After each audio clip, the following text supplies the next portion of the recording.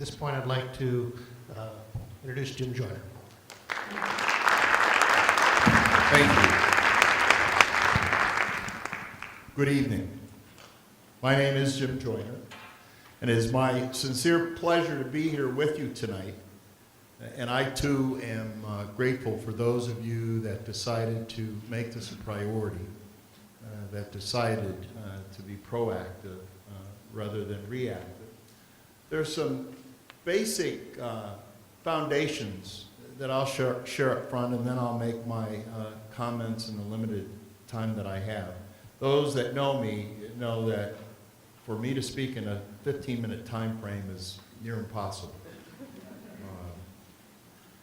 After 40 years of experience in the field, I got a lot of stuff I want to say, a lot of things I would like to do. But if this is where we begin, then I'll take it. And I want to emphasize the fact that this truly is a beginning. Please do not view tonight as an event.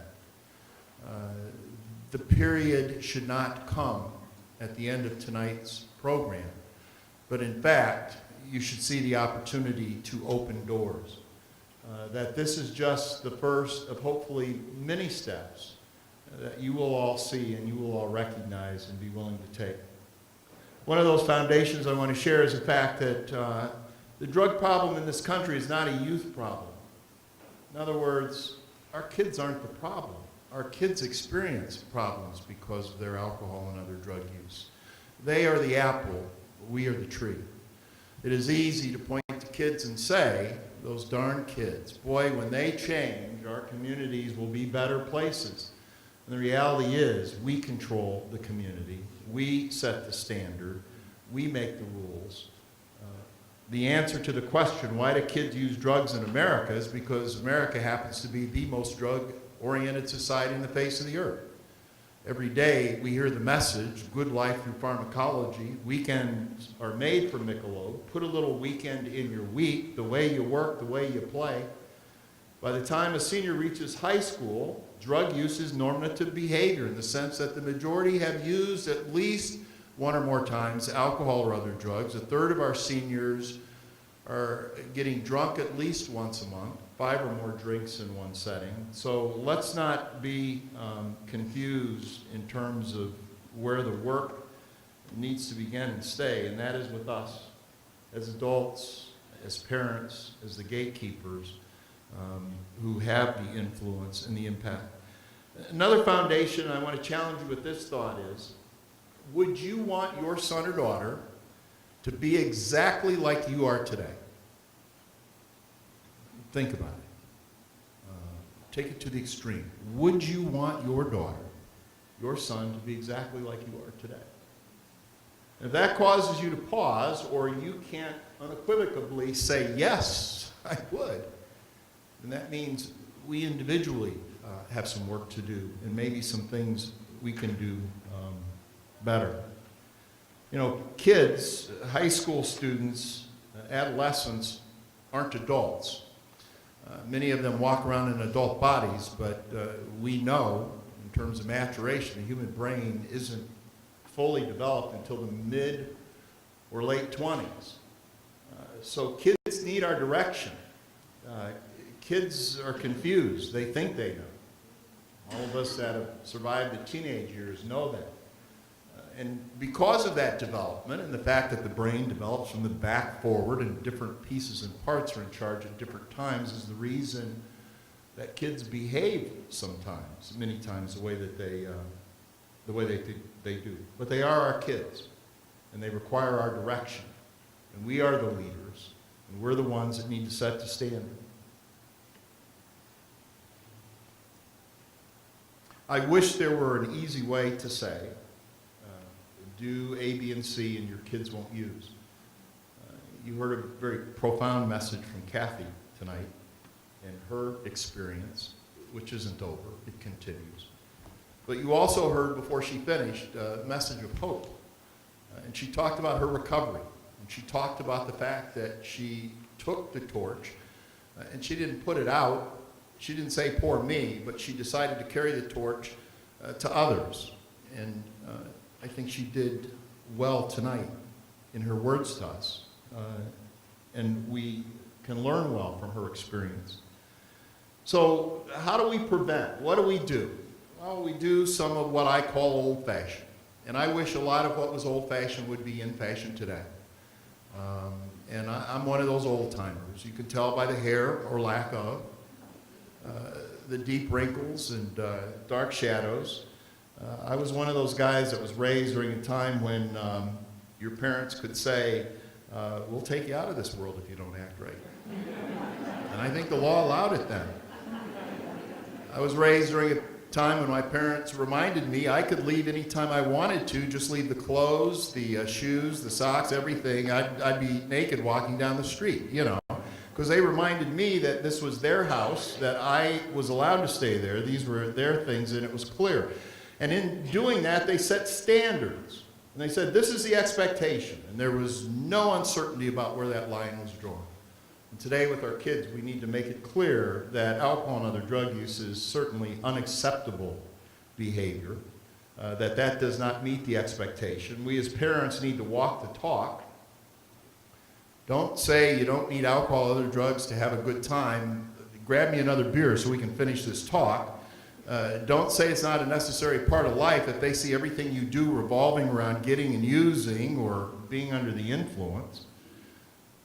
One of the barometers that I use in talking to kids to see if the parents are doing their job, I will ask them simply, what would your mom or dad do if they knew you were using alcohol or some other drug? And if the kid has to pause and think about it, then that's a missed opportunity on the parent's part. If you asked me that growing up, I would say clearly, the very next moment, my parents would kill me.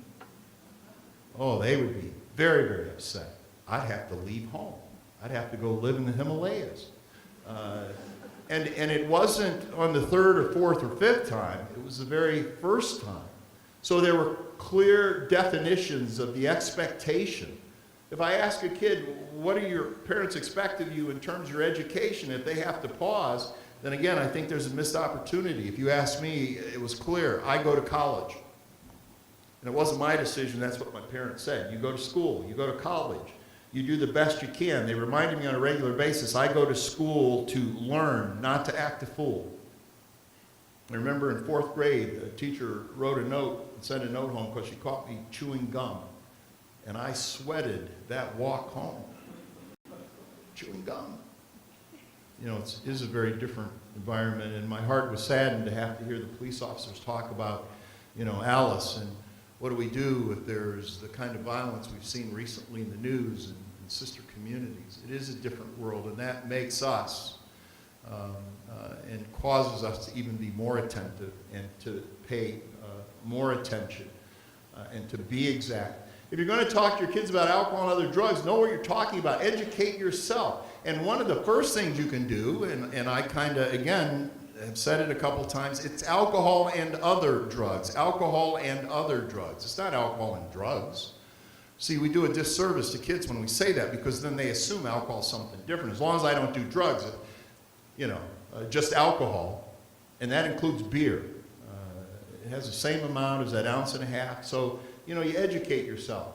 And pot's not God's gift to man. Just because it grows wild and it's an herb. You know, we educate ourselves about it. We walk the talk. We let them know what the expectations are. How do you talk to your kids about drugs? You don't wait till age 17 or 18 and say, if you ever. Too late. Because they probably already have. When do we start? You start when they look at you. You start as early as you can. You say things like this. Now, Susie, remember, only mommy or daddy can give you the vitamin. This Flintstone chewable vitamin.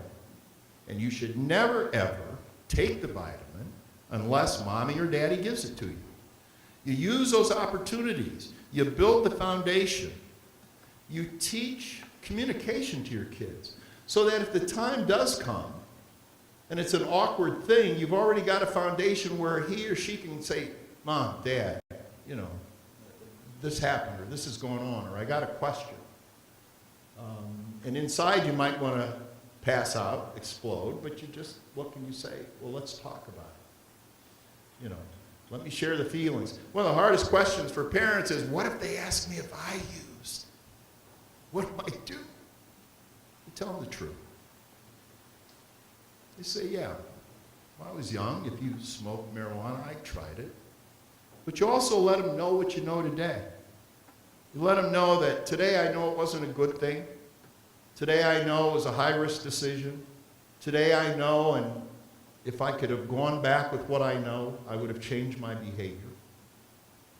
You do what Kathy alluded to in part of her talk. You realize that you're not alone. Do not think that Kathy's situation is an enigma or that she is the exception to the rule. Unfortunately, in this country, Kathy's story is more and more the rule. But you know, it's nice when we can get together as friends and as neighbors and help address the task. I have that in my home in University Heights. You know, I had to take some bushes out one time, and both neighbors from both sides came. We got the job done quicker, and it was easier, and it wasn't as heavy.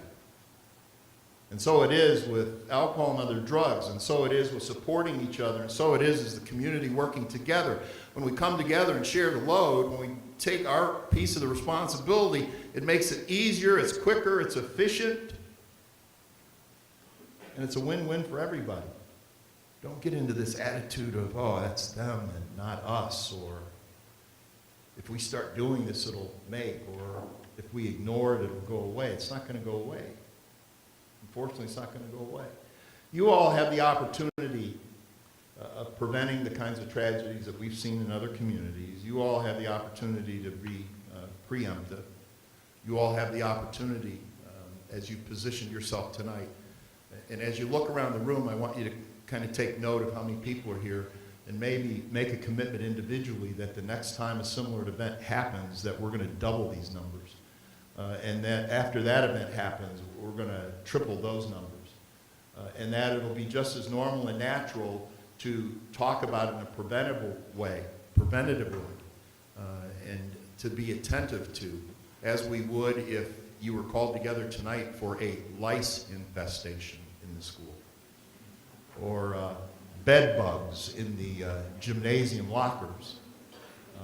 This is something we can't bury our heads and turn our eyes away from and think that it's going to go away.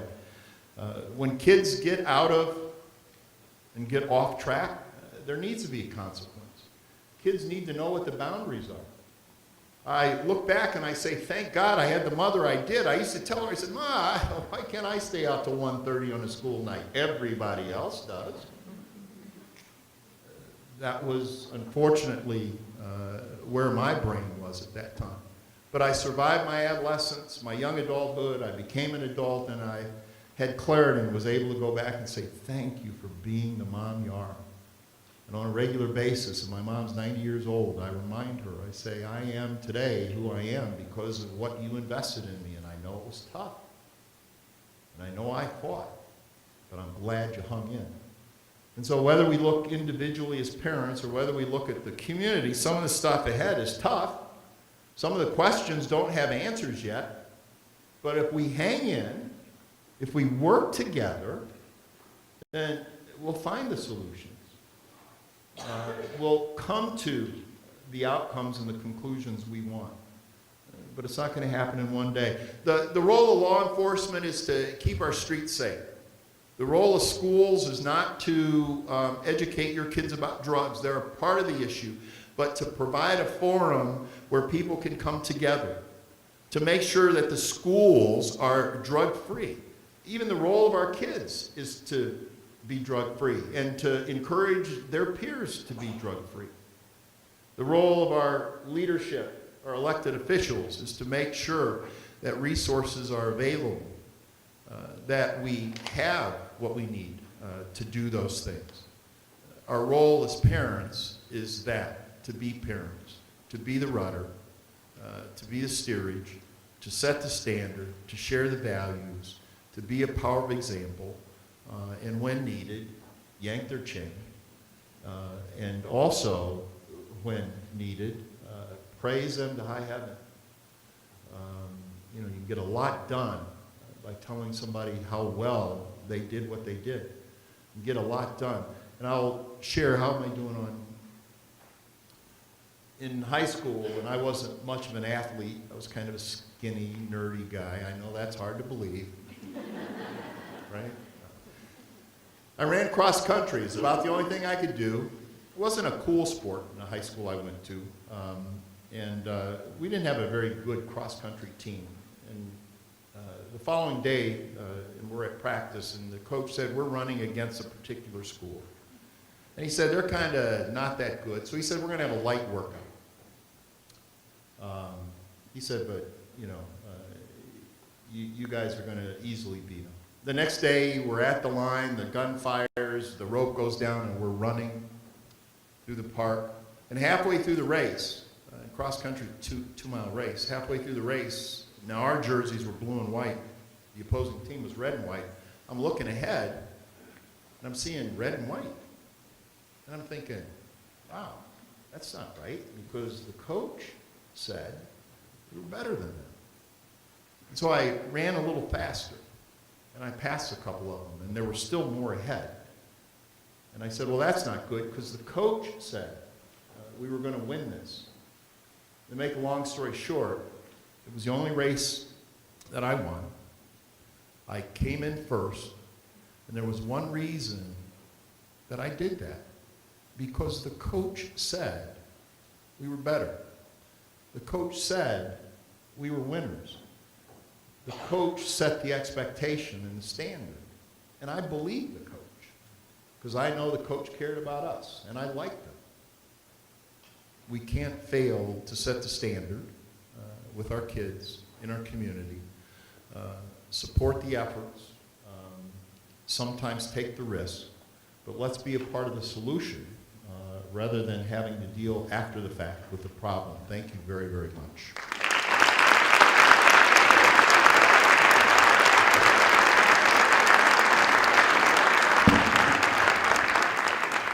Oh, sure, everybody gets up and leaves now.